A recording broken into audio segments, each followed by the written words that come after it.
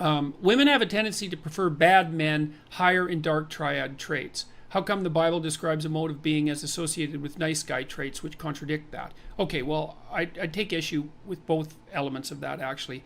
I don't believe that women do have a tendency to prefer bad men higher in dark triad traits.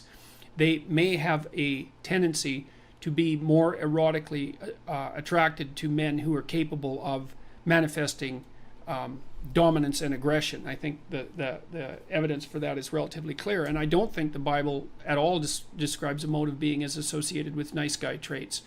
I don't know, that may be how it's classically taught, for example, because Christ is often presented, especially in more simple-minded variants, and I'm not being pejorative about that precisely, as the ultimate in nice guys, but I don't think that that's true at all. That's a reasonable characterization at all if you read the gospel accounts, because he was someone who was certainly capable of saying very, very harsh things to people, and was also identified very strongly as a figure who was capable of using judgment and distinguishing between what was positive and what was negative, and that capacity for judgment is something quite different than the mere nice guy compassion that would be associated with high levels of trait agreeableness. So I think that the idea that the ideal that's put forward in the biblical writings is something like be harmless, I think that's a real misreading of the text, and I also think that it's wrong, because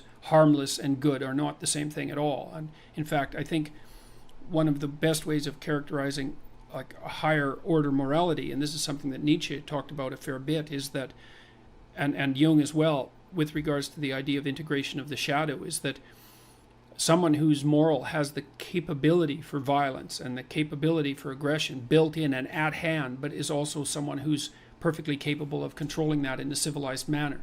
And I think that, I'm speaking off the cuff here, obviously, but I think that the attraction that some women have for the sort of men who are more likely to misbehave, to act in a delinquent manner and so forth, is partly their desire to be associated with men who have the capacity for aggression. Now, the best of all possible worlds is when that capacity for aggression is civilized and held under control.